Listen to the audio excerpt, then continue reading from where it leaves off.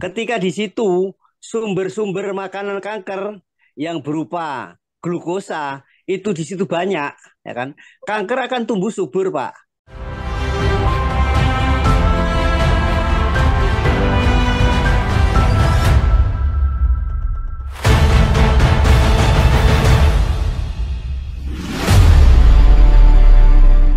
Baik, Baik, selamat silakan. malam Pak Kadiran. Bapak Ya, Ibu sekalian, saya hari ini di malam ini kehadiran salah seorang tamu. Eh, Tidak beringin bertestimoni, tapi ingin memberikan beberapa pengetahuan yang berharga buat kita mengenai kanker. Di mana salah satunya memang kita punya komunitas anti kanker. Dan kita memang berusaha membantu teman-teman yang kanker supaya mereka selalu punya harapan. Orang kanker biasanya merasa bahwa, aduh, ini kok begini ya, kok harus ke saya ya, kok harus terjadi pada saya. Terus kok harapan saya makin makin kecil ya. Nah, di naturopathic versi Mobi, kita akan mengenal lebih banyak bagaimana kanker itu eh, sebenarnya bisa dilawan. Tapi dengan beberapa syarat. Salah satunya adalah memang pola makan kita dirubah, pernafasan kita diatur, dan kondisi psikologis kita itu bisa diperbaiki. Karena saya melihat kanker itu masuk ke stadium yang lebih berat pada saat kejiwaan seseorang mengalami tekanan. Jauh lebih berat, justru dia mengalami gluconeogenesis dan kanker memang hidup dari gula yang datangnya dari gluconeogenesis yang datangnya juga dari kecemasan. Nah, saya tidak ingin berpanjang-panjang. Saya ingin memperkenalkan diri salah seorang yang hebat luar biasa, Pak Kadiran. Pak Kadiran ini adalah pensiunan dari salah sebuah rumah sakit terkenal di Jakarta yang sudah berpengalaman lebih dalam 30 tahun dalam mendiagnosa kanker dan juga mengenal karakter-karakter kanker. Dan di sini kita ingin berdiskusi mengenai apa itu kanker, bagaimana kanker, dan apa sih yang bisa kita ketahui tentang kanker dan bagaimana kita melawannya. Silahkan, Pak Kadiran. ya. Perkenalkan diri. Selamat malam, Pak Ya, Eko. Terima ya, kasih. ya, Pak. Saya Pak Kadiran, bertempat tinggal di Hutan Kayu, Kecamatan Matraman, Jakarta Timur. Eh, Kanker itu adalah pertumbuhan sel orang itu sendiri, artinya tidak menular dari tempat lain, tapi dari sel tubuh orang itu sendiri, yang notabene menurut Pak Eko kan terdiri dari 36 triliun sampai 50 triliun, Betul. itulah sel tubuh manusia. Itu yang tumbuh secara tidak normal, ya kan? Kemudian berkembang dan merusak jaringan tubuh yang lain. Sehingga akhirnya jaringan tubuh yang lain itu akan terganggu fungsinya, ya kan? Misalnya ini kanker eh, payudara umpamanya. Selagi di payudara itu masih bersifat lokal payudara, maka belum mengganggu tubuh yang lain, tapi yang lain sudah terganggu yang lainnya. Kalau mereka sudah mulai metastase atau penyebaran ke paru-paru misalnya atau ke jantung misalnya, nah itulah yang menyebabkan akhirnya timbullah apa? Kerusakan jaringan lain dan akhirnya menyebabkan kematian. Lah kalau secara medis obatnya biasanya ya kan kalau seperti kanker yang leher rahim itu bisa dideteksi dengan cara pap smear atau papamaniculo test. Itu yang mengambil dokter kebidanan atau bidan juga bisa. Kemudian diambil cairannya dari leher rahim, kemudian dioleskan ke kaca gelas, kemudian diperiksa. Kalau di situ terdapat sel kanker, maka dokter kebidanan nanti akan mencari posisi sel yang lepas sel kankernya itu ada di posisi mana. Kemudian dibiopsi untuk ditempatkan dengan diagnosis patologi anatomi. Setelah dibiopsi ketemu di lingkaran keberapa, kan satu lingkaran serviks itu, kemudian ini di sudut yang keberapa derajat. Nah, itu diambil biopsi, kemudian diperiksa. Nah, setelah itu ditemukan, maka dia ada stadium, misalnya stadium 1A, 1B, kemudian 2A, 2B, kemudian stadium 3, kemudian stadium 4. Nah, itu ketika masih stadium 1A, 1B, biasanya itu dokter kebidanan, kemudian pertimbangan, ya kan. Misalnya, si pasien sudah usia 35 tahun ke atas, dengan 2 anak atau 3 anak, nah, lebih baik untuk menyelamatkan orang itu dari kanker, maka biasanya serviksnya diangkat, peranakannya diangkat, kemudian sel kankernya bisa keambil semua dalam operasi, maka orang itu ya 90% sembuh. Ya kan? Itu kalau di kanker leher rahim. Kemudian kalau di payudara, itu biasanya yang paling banyak itu di kuadran 45 ke atas, kuadran kanan atas biasanya yang paling banyak. Nah, itu ketika diketahui masih biasanya stadium kecil pun kalau di payudara itu sudah langsung ke dalam, Pak. Makanya payudara itu paling agak rawannya ya setelah dioperasi biasanya nongol lagi. Maka biasanya setelah dioperasi itu biasanya langsung di kemo, langsung di sinar sehingga nanti diharapkan kanker tidak akan numbuh lagi, ya kan.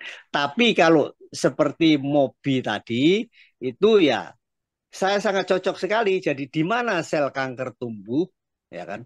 Kemudian akan kita putus rantai makanannya kanker melalui pola makan baru. Itulah yang sangat logis, ya kan? Sangat logis dan bisa dicerna dengan ilmu pengetahuan, ya kan? Ketika barang yang hidup kemudian di stop distribusi makanannya, tentunya dia akan bisa jadi berkurang, jadi mati, ya kan? Kemudian apalagi ditambah dengan kanker itu tidak suka dengan apa namanya suasana oksigen tinggi, tidak suka dengan suasana pH yang tinggi, senangnya adalah yang asam, ya kan? Nah, itu akan sangat menutup geraknya kanker. Nah, itu Pak, dengan pola itu Pak. Nah, sehingga diharapkan otomatis kanker itu setelah mati, nah itu dia bisa lepas dan keluar bersama feses atau bersama urin. Nah, walaupun di mana posisinya, ya kan?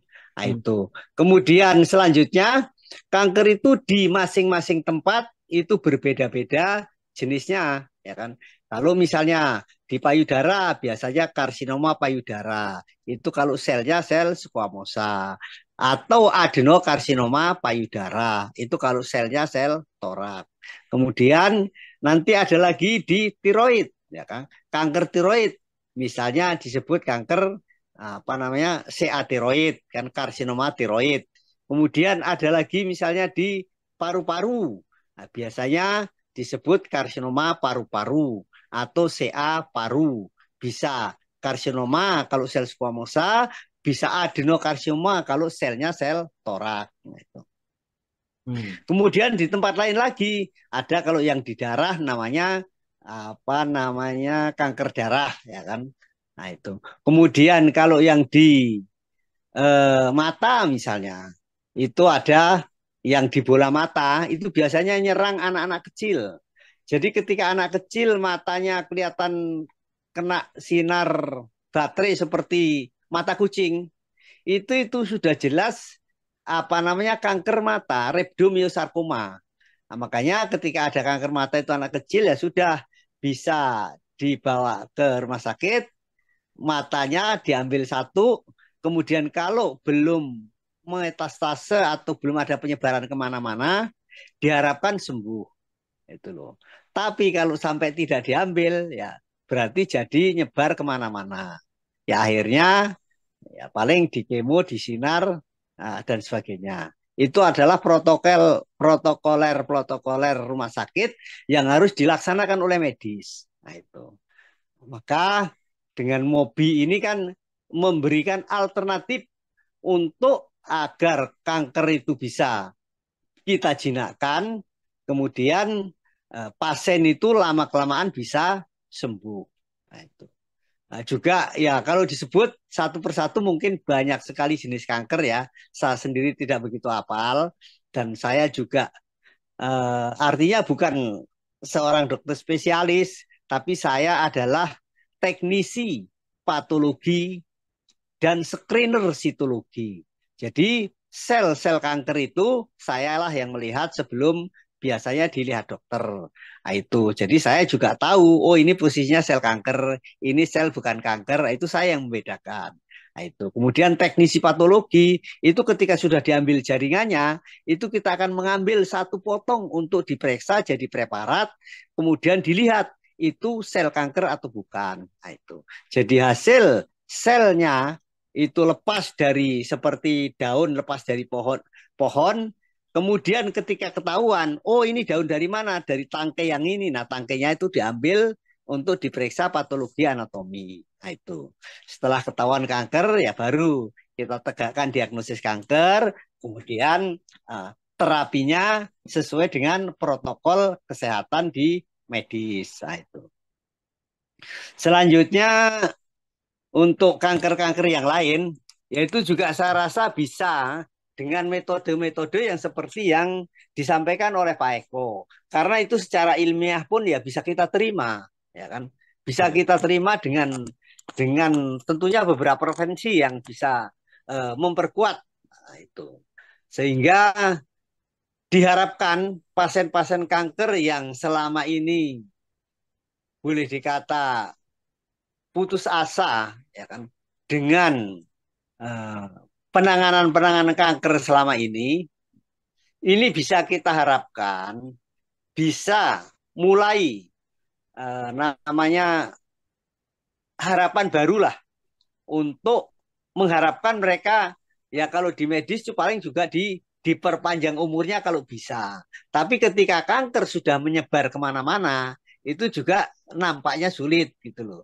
Maka ketika penyebaran itu kemudian kita potong rantainya yang namanya rantai distribusi makanan, itu mudah-mudahan dengan demikian kanker itu akan terhenti kegiatannya karena tidak dapat makan, ya kan?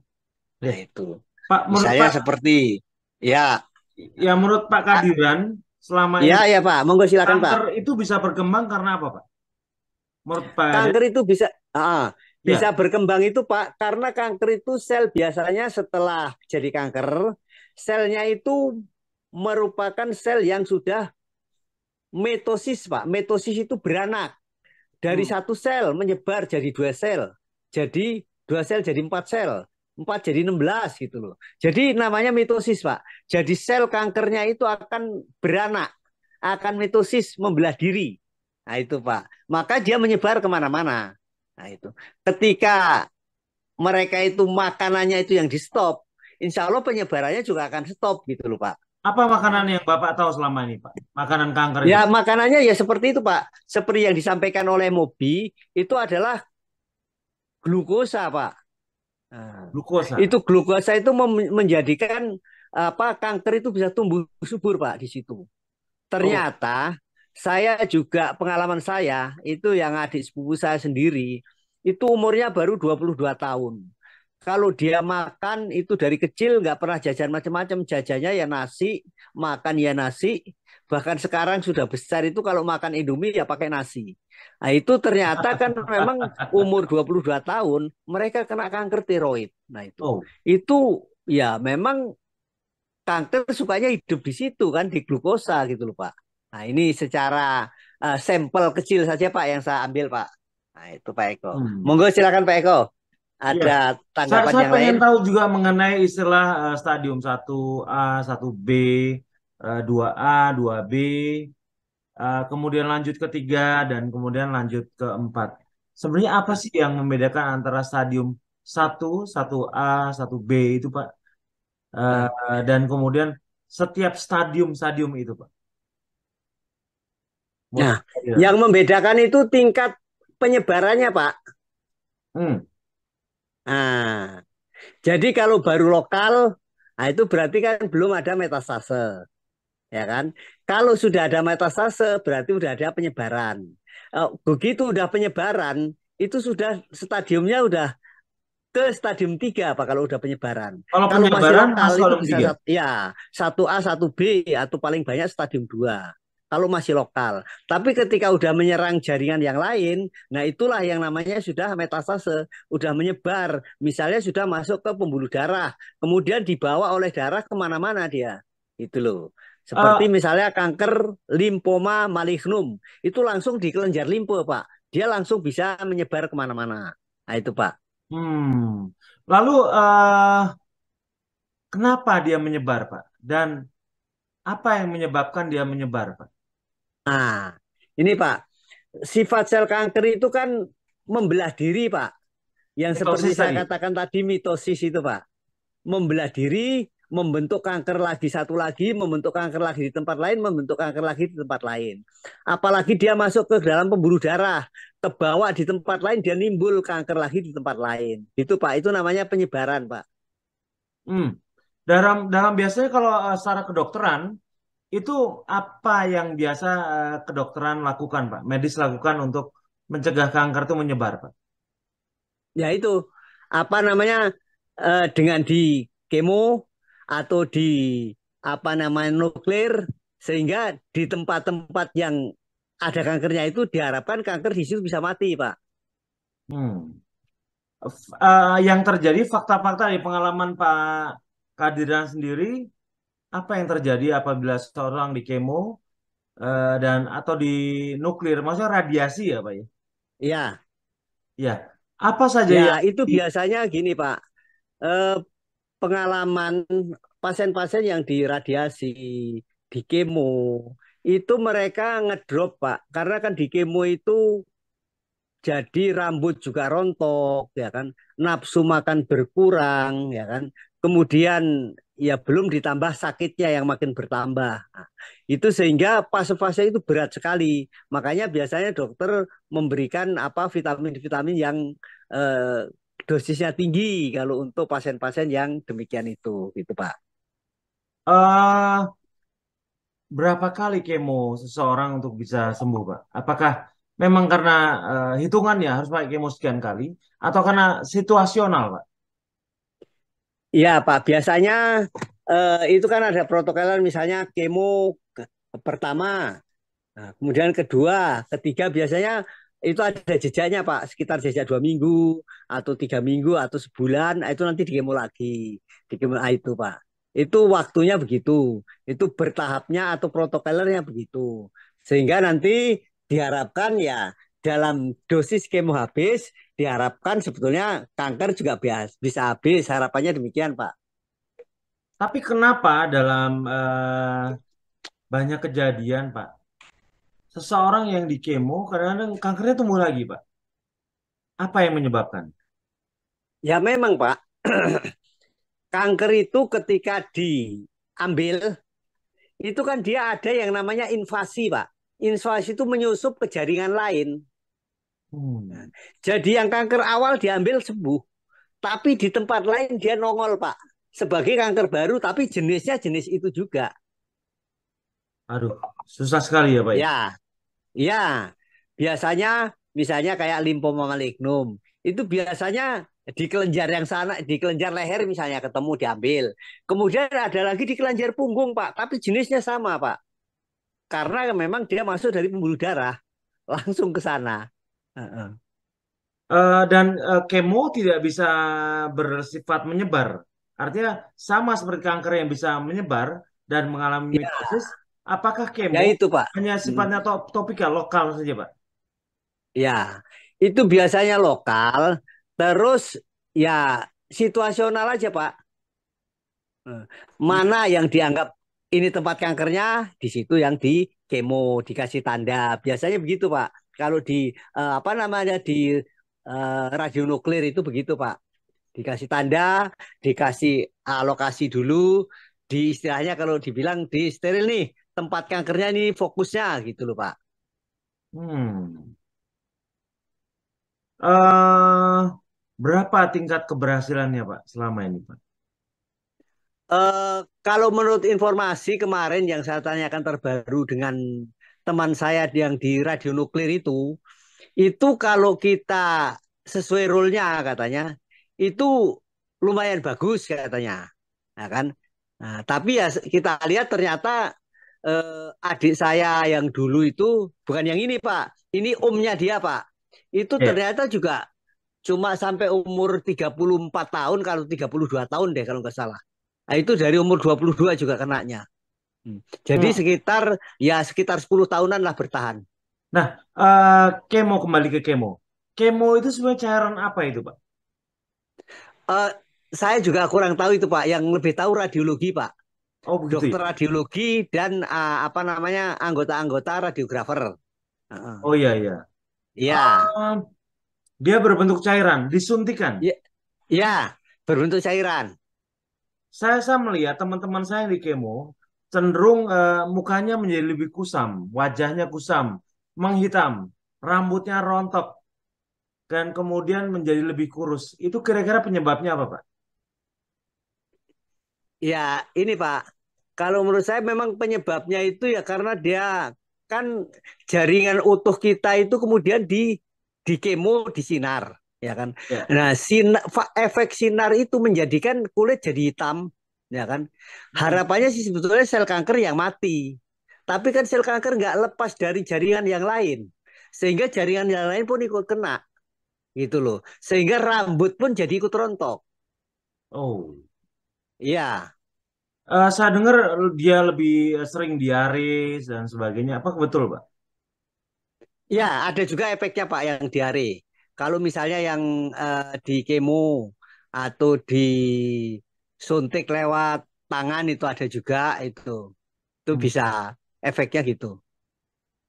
Lalu kalau andai kata Bapak melihat Mobi ya, saya berteori mengenai Hmm. bahwa Mobi berusaha meracuni, meracuni kanker itu. Jadi kanker itu ternyata tidak bisa memakan produk-produk selain glukosa. Ya, Karena glukosa dia jadi berkembang, mengalami mitosis dan kemudian tidak pernah mengalami apoptosis sama sekali. Dia ya. immortal. Nah, bagaimana pandangan Bapak setelah melihat semua teori-teori dan hipotesis saya mengenai bagaimana kita mencoba merubah bahan bakar tubuh kita menjadi keton, bukan dari glukosa, Pak? Ya. Oh, enggak, Pak. Itu sangat masuk akal sekali Pak dan sangat sangat logika karena memang apa yang disukai oleh kanker sel dengan apa yang disukai oleh sel normal itu kan memang berbeda, Pak. Iya, iya. Maka apa yang disukai oleh sel normal itu tidak akan disukai oleh sel kanker ketika apa namanya pola makan kita diganti, ya kan? Yang tadinya kita konsumsi karbohidrat kemudian diganti yang tidak disukai kanker yaitu protein, kanker tidak kenal, maka dia tidak akan makan. Otomatis secara alamiah karena dia tidak makan, dia akan kehabisan makanan dan dia akan mati. Itu loh Pak. Iya, Itu iya. secara apa ya? Secara logika lah dan juga masuk akal juga demikian Pak. Kemudian kalau yang dengan oksigen tinggi, ya kan? Kanker juga tidak suka. Nah, kan? Kalau sel normal suka, maka kanker juga udah mulai tidak akan hidup itu kan dengan oksigen tinggi. Kemudian dengan pH urin yang mendukung, ya kan? Itu juga kanker tidak akan suka di situ, tidak bisa hidup, ya kan? Makanya dengan teori-teori Mobi ini Pak bisa dikembangkan Pak. Hanya sekarang kita mengubah pola pikir orang, pola pikir penderita kanker untuk merubah gaya hidup dia, pola makannya, sehingga pola makan itu makanan yang tidak disukai oleh kanker. gaya hidupnya pun diusahakan untuk tidak mengikuti apa yang disukai oleh sel kanker. Nah, itu Pak. Sehingga nanti diharapkan dia juga akan badannya lebih sehat, kankernya akan makin lama makin mengecil, makin habis karena dia kehabisan stok bahan makan, Pak. Nah, Kalau bagaimana menurut Pak? Menurut Pak Kadiran ya, Ya, Pak Kadiran mengikuti banyak pemaparan saya mengenai pola makan baru, IF dan juga pernafasan, Pak. ya, Karena pada kapan Pak Kadiran langsung, oh kok ini matching ya dengan pengataan saya? Apa saja ya. Bapak temukan dari semua teori-teori ini, Pak? Nah, Silakan, Pak. ya, ya Pak. Dan memang apa ya? Teori-teori Bapak itu secara dengan kehidupan kanker itu memang memang bisa logis, Pak. Masuk akal sekali.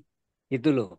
Matching sekali. Sehingga ketika kanker itu diputus saluran konsumsi makanannya, maka dia akan sempit ruang geraknya dan dia diharapkan tidak akan berkembang.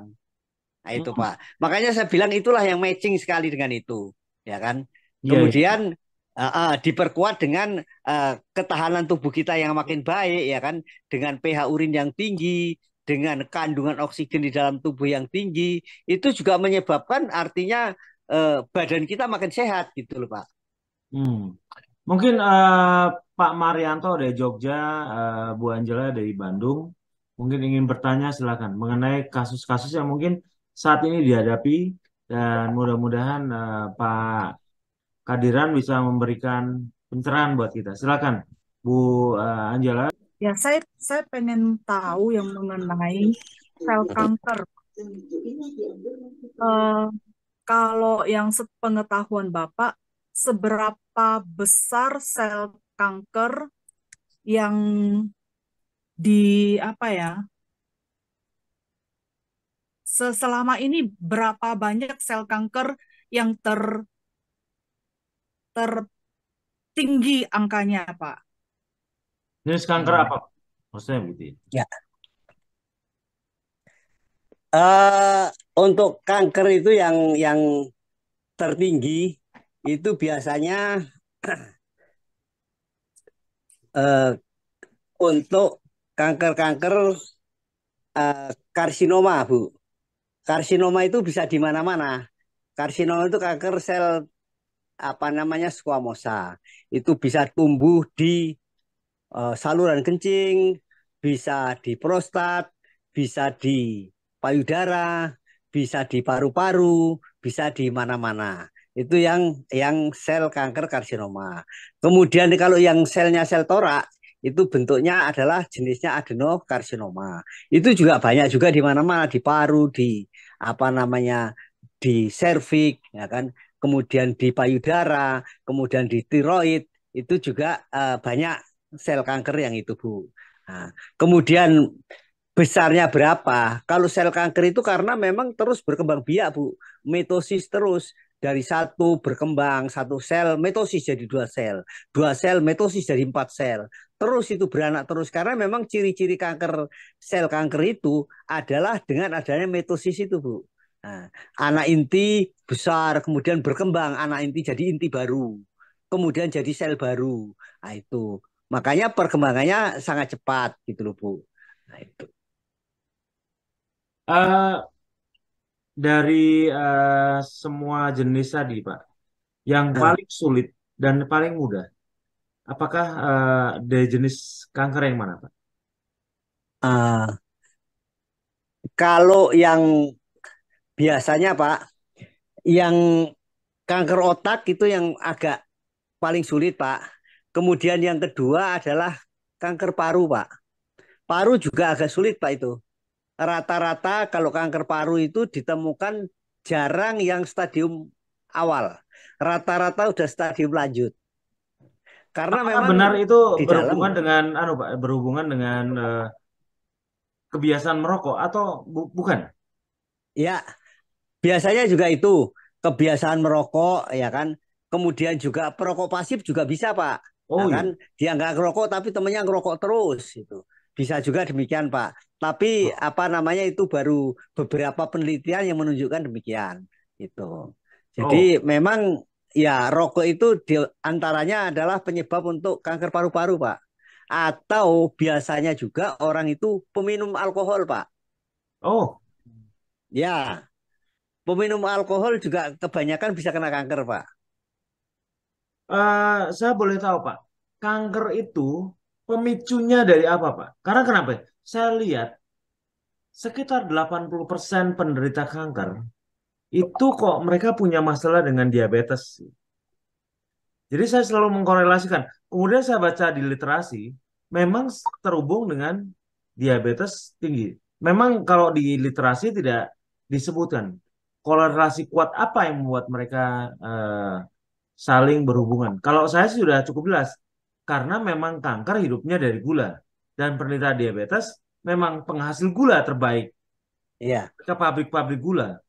Nah, cuman saya pengen tahu Pak, yang mungkin Pak Kadem bisa menjelaskan dengan kami semua, pemicunya sehingga satu bibit kanker itu muncul, kenapa dia eh, tiba-tiba muncul di tubuh kita, Pak? Ya. Jadi gini, Pak.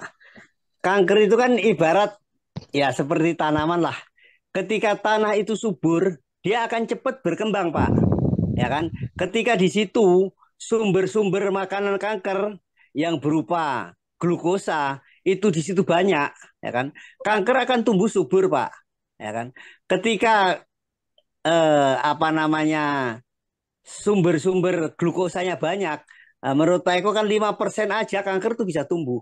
Makanya Betul. apalagi ketika kita sudah menderita diabetes. Nah, sehingga diabetes itu semua gulanya itu disedot oleh kanker semua, Pak. Karena kanker makan sel, makanannya adalah glukosa, Pak. Itu loh. Sukanya adalah glukosa gitu, Pak.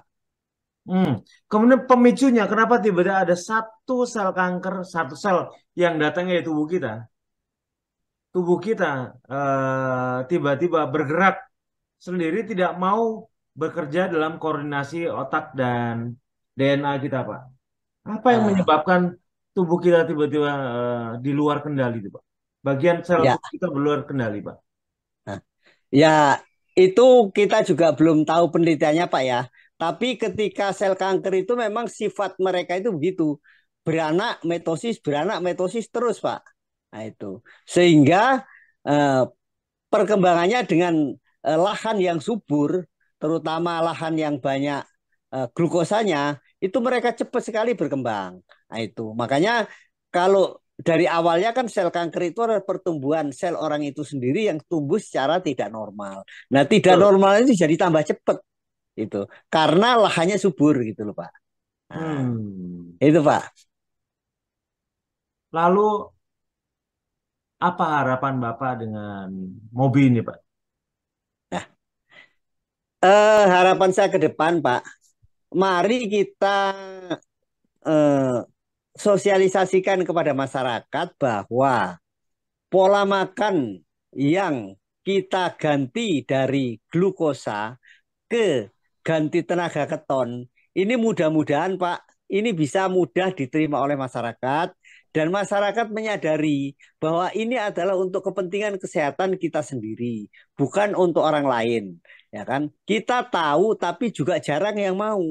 Makanya kita tahu dan kita mau, maka insya Allah itu akan menjadikan hasil yang bagus, Pak. Nah, itu. Maka ya Mobi ini harapan saya bisa makin berkembang di masyarakat karena memang sistem penanganan kanker itu sangat humanis, ya kan, sangat manusiawi, ya kan. Tidak kok orang sudah stadium berapa, stadium 4, kemudian ya protokolernya begini, begini, begini, terus lakukan sampai ya akhir hayat kan. Kalau kita ya kita perlakukan sebagaimana mestinya sel apa yang disukai sel kanker, apa yang tidak disukai sel kanker, itu yang kita kita cari celahnya, kita cari sehingga bagaimana caranya sel kanker bisa kita kita lawan. Nah itu Pak untuk harapan saya Pak. Ya, ya. Mas Marianto kan admin dari anti kanker dari Mobi. Apa saja yang rata-rata Mas Marianto temukan, Mas? Eh, Terima kasih Pak Eko. Ya. Mau tanya Pak Kadiran. Pertama, sel kanker ini walaupun sudah dioperasi, Mm-mm. kalau penderitanya, penyintasnya ini tidak menjaga pola makan, dia akan tumbuh kembali dan biasanya akan lebih ganas. Ini Mm. dari banyak peserta maupun pasien-pasien kanker itu terjadi. Berarti ini selaras dengan apa yang dikemukakan Pak Eko bahwa sel kanker itu kan tumbuh di dalam tubuh yang banyak karbonya, baik Iya. berupa glukosa, fruktosa, selulosa, maltosa Mm. maupun sukrosa. Ya. Ya. Nah, itu mengapa percepatannya, pertumbuhannya itu cepat banget, Pak? Ketika mereka padahal kan sudah dioperasi ya, dan dia Ya. bisa menyebar ke bagian-bagian yang lemah atau yang miskin oksigen. Ya. Itu gimana, Pak? Ah. Jadi gini Pak, ketika sel kanker itu dioperasi, itu kan ada yang namanya disebut kalau dalam istilah medisnya mikroinvasi, Pak. Invasi kecil yang tidak bisa dilihat dengan mata. Nah, sehingga kelihatannya kanker sudah diangkat semua tuh, dus. Tapi ternyata yang mikroinvasi itu nggak kena, ya kan? Yang nyusup di bawah jaringan lain itu nggak kena. Sehingga ketika ini diambil dan glukosanya atau yang pokoknya siap gula semua itu masih ada di situ, dia akan tumbuh lagi dengan cepat, Pak. Hmm. Biasanya Ya, berapa siklusnya, Pak? Karena ada berbagai macam macam siklusnya ya. Ada yang cepat, ada yang misalnya contoh kasus ada yang 5 tahun, 10 tahun, atau kadang 1 tahun pun tumbuh. ya. Itu memang tergantung dari jenis sel kankernya, Pak. Sel kankernya sama sejauh mana mikroinvasinya, Pak. Jadi kalau sel kankernya jenis memang sel kanker yang apa namanya mudah berkembangnya, itu cepat, Pak. Nah, itu. Nah, kemudian situasi kesuburan lahannya juga subur, maka akan jadi lebih cepat. Nah, itu. Sama itu, Pak. Kanker payudara itu termasuk penyakit keturunan nggak? Katanya apakah itu benar-benar nyata atau hoak, Pak? Jadi kan banyak yang misalnya orang tuanya sakit kanker payudara, Ya, nanti anak-anaknya juga terkena itu ya, penyakit. itu memang anu ya Pak ya. Kalau secara medis juga ada namanya faktor herediter itu, faktor keturunan. Itu memang ada juga nyatanya Pak. Tapi kan sebetulnya kalau menurut Mobi itu kan sebetulnya yang diturunkan bukan kankernya tapi pola makannya, ya kan? Ternyata seperti yang saya gambarkan adik sepupu saya itu pola makannya yang jadi, ya kan? Jadi bukan karena keturunan, wong itu apa yang sakit itu Pak D-nya, kemudian sekarang yang sakit adalah ponaannya gitu loh. Apa turunannya kalau orang Jawa. Nah itu Ya, Mas. turunan. Ah, menarik ya. Saya Iya. jadi lebih tahu lebih banyak Pak mengenai kanker itu. Apa harapan Mas Marianto? Karena Mas Marianto yang ngurusi teman-teman yang kanker. Ya, pertama posisinya teman-teman kalau ingin penyembuhan metode MOPI yang tentu alami, yang tidak yang murah, yang benar-benar tidak merasakan kesakitan, cuma teman-teman saya harapkan punya niat dan kemauan yang kuat serta konsisten. Karena banyak peserta atau yang ikut ini mayoritas itu kanker payudara, Pak. Jadi Ya, ya, hampir ya. mayoritas itu kanker payudara, yang lainnya pun hanya tidak banyak. Dan ini teman-teman banyak yang sudah menyebar ke tulang, menyebar Hmm. bagian-bagian yang lainnya ke ovarium, Hmm. karena mereka memang dari pertanyaan-pertanyaannya mereka belum mau meninggalkan karbo ya. Mereka Ya, tahunya karbo itu hanya nasi, padahal ya. sayur sama buah-buahan itu adalah juga karbo. Saya harapkan Iya. teman-teman kalau ingin dengan metode MOPI harus disiplin untuk pola makan barunya, juga olah nafasnya. Ini kan sudah ada nyata dari artis Bu Titik Puspa itu olah nafasnya 5 jam. Kita bertahap, Mas, misalnya teman-teman belum mampu ke sampai 5 jam ya bisa 3 jam, bisa dipisah-pisah. Karena ini bagi saya ini suatu anugerah ya dipercaya oleh Pak Eko untuk menjadi admin, men-screening teman-teman, juga mendampingi teman-teman selama masa penyembuhan. Kalau saya percaya pasti ada jalan kesembuhan untuk teman-teman bisa sembuh. Hati kita berpositif thinking. Ketika Pak Eko setiap waktu memposting untuk senang, gembira, itu saatnya Ya, kita menunjukkan bahwa eh, penyakit kanker ini bisa kita lawan, tapi dengan kemauan dan niat yang kuat. Itu aja Pak Eko. Ya, baik. Makasih Mas Marianto. Jadi Bapak Ibu sekalian, saya ingin memperkuat apa yang disampaikan oleh Pak Kadiran dan juga Pak Marianto. Di sini ada semacam kesalahan dalam mengidentifikasi makanan kita. Orang selalu berpikir bahwa yang namanya karbohidrat itu selalu tidak jauh dari nasi, tidak jauh dari singkong, tidak jauh dari roti, tidak jauh dari produk-produk tepung-tepungan atau apapun produk turunannya. Perlu saya sampaikan bahwa di MOBI itu semua makanan karbohidrat itu harus teridentifikasi dengan sangat jelas. Jadi semua penyakit, termasuk penyakit-penyakit yang Bapak hari ini, Ibu Bapak hari ini sedang idap, itu selalu bermula dari mulut kita. Nah, perlu kebijaksanaan artinya perlu pengetahuan, perlu wawasan yang luas mengenai apa itu sebenarnya karbohidrat. Karbohidrat itu, sekali lagi ya, adalah dari kata karbon dioksida dan hidrat, di mana dua produk ini disatukan oleh tanaman melalui proses fotosintesa. Nah, proses fotosintesa itu menggabungkan antara karbon dioksida dan hidrat menjadi karbohidrat. Yang karbohidrat ya. kemudian produk-produknya kita makan. Misalnya beras itu udah pasti. Itu dari proses fotosintesa. Kemudian produk umbi-umbian itu proses fotosintesa. Kemudian tepung-tepungan. Apakah Anda makan pisang goreng, apakah Anda makan roti, apakah Anda makan kue, atau apapun yang dari tepung, maka otomatis itu adalah eh, produk Karbohidrat. karbohidrat.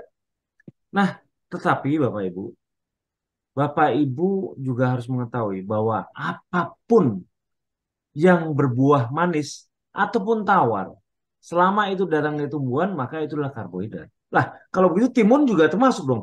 Ya, timun juga. Walau, iya. Labu, iya. Bukan rasanya tawar, iya. Tapi dia dari tanaman. Selama dari tanaman, maka karbohidrat. Termasuk bawang merah, bawang putih, bumbu-bumbuan. Di sana ada ketumbar, ada lengkuas, ada jahe, ada bawang putih, bawang merah. Kemudian merica, itu adalah eh, karbohidrat. Lalu bagaimana dengan tahu? Tahu, bukankah itu dari protein tumbuhan? Iya, tapi itu adalah karbohidrat yang ada Karbohidrat. proteinnya. Ya, tempe juga karbohidrat. Aduh, kalau gitu saya nggak bisa makan dan minum dong. Ya, Anda memang sangat terbatas. Tetapi Anda ini sedang sakit, Bapak Ibu. Anda jangan berlaku atau berpura-pura Anda sedang tidak sakit. Bapak Ibu saat ini sedang sakit dan memperlakukan diri seolah tidak sakit. Bapak Ibu sedang sakit. Maka berlakulah seperti orang sakit yang memang harus selaku prihatin. Tinggalkan sesuatu yang memang kita masukkan dalam mulut kita yang ternyata masuk dalam golongan karbohidrat. Tadi yang sampaikan, semua produk-produk dari tanaman. Lalu bagaimana dengan makanan yang harus kita makan? Bapak Ibu bisa makan semua produk-produk dari hewani. Nah, di sini Bapak Ibu mengenal bahwa produk hewani Bapak Ibu bisa makan proteinnya atau produk lemaknya. Cuma ada perbedaannya antara PMB dan ketogenik. Di sini kita memang menggunakan diet ketogenik, bukan diet PMB. Apakah dua-duanya sama? Sebenarnya ketogenik, PMB itu adalah salah satu rumpun dari ketogenik. Tujuannya untuk mendapatkan keton. Jadi Bapak Ibu, apabila Bapak Ibu mengkonsumsi lemak, maka lemak itu akan diolah oleh tubuh kita menjadi keton. Dan keton ternyata adalah bahan bakar yang tidak dikenali oleh kanker. Jadi seperti yang disampaikan Pak Kadiran tadi, apabila Bapak Ibu memakan produk tumbuhan, maka produk tumbuhan yang disebut karbohidrat tadi oleh tubuh kita akan dirubah menjadi glukosa. Dan glukosa apapun namanya, namanya glukosa. Artinya itu bersaudara dengan laktosa dari susu ya. Susu nggak boleh dong, nggak boleh kan laktosa.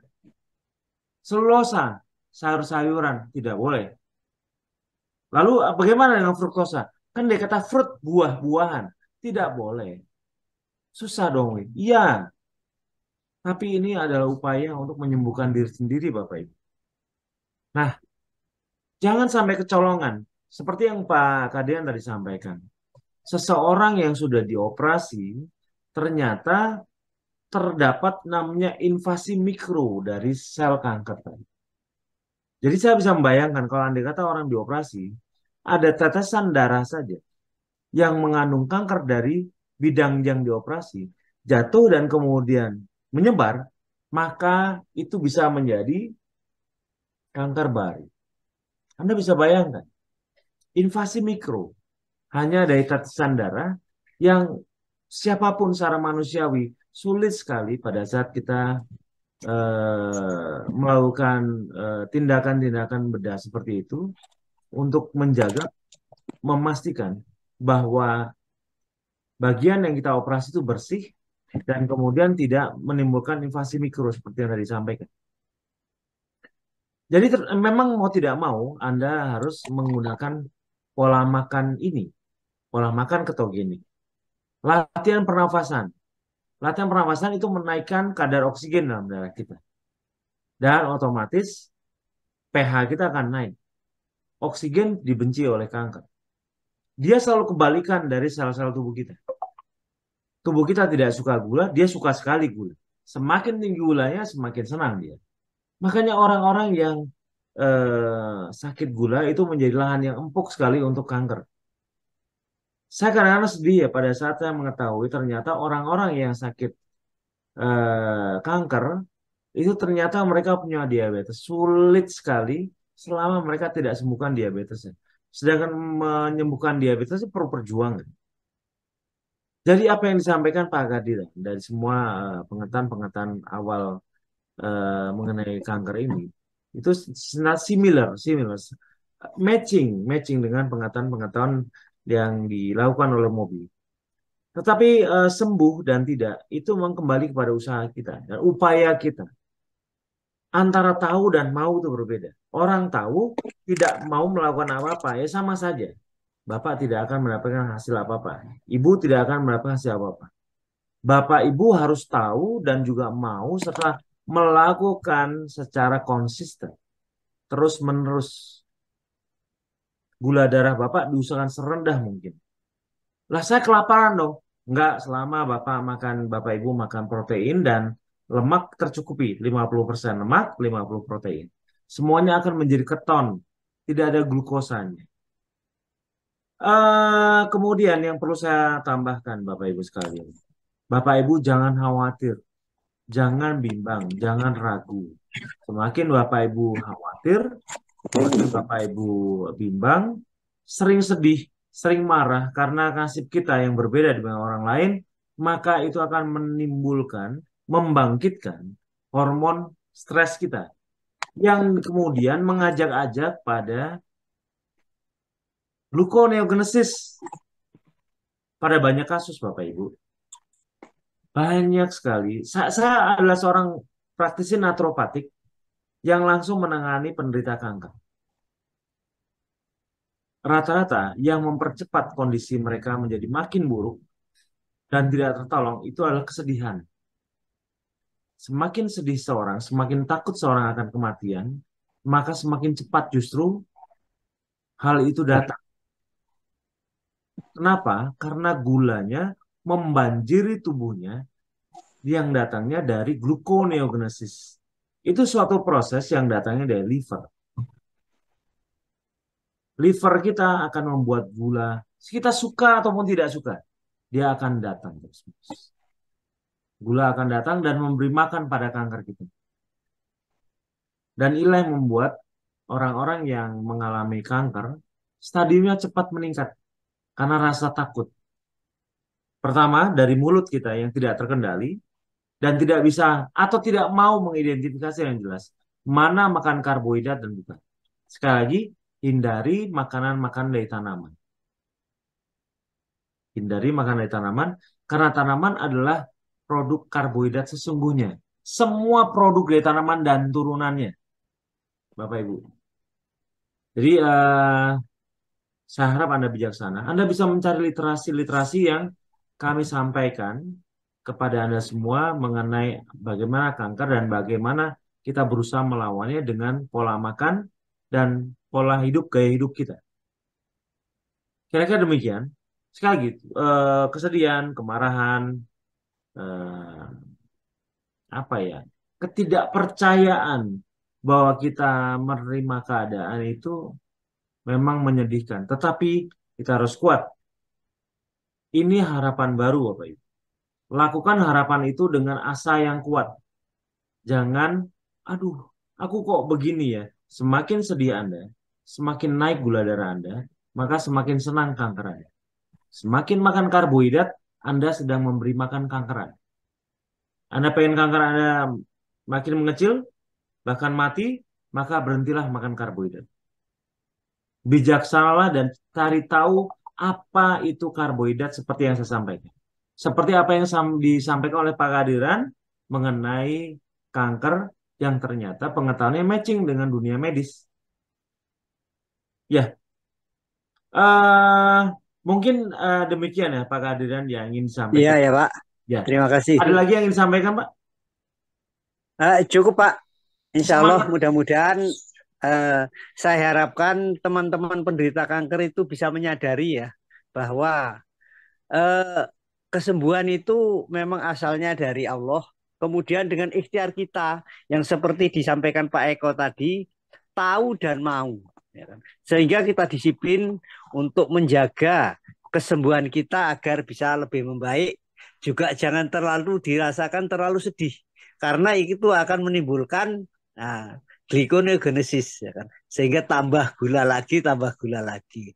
Nah, itu saja pesan saya Pak. Semoga penderita kanker juga punya harapan baru untuk menatap kehidupan yang lebih baik. Terima kasih Pak. Baik, Selamat terima malam. kasih Pak Kadiran. Ini akan saya unggah ke YouTube dan juga ke teman-teman penderita kanker dalam grup yang ada.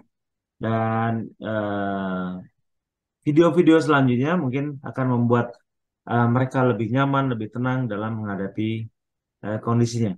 Terima kasih untuk kehadirannya di malam ini, Pak Kadiran. Ini sangat berarti bagi kami karena tidak banyak dari dunia medis yang memberikan dukungan kepada kita, memberi imbuhan pengetahuan seperti Pak Kadiran dengan apa yang kelihatannya tersembunyi ini tersingkap. Jadi kami tahu, oh ternyata kita punya jalan yang sama dalam menolong sesama, Pak.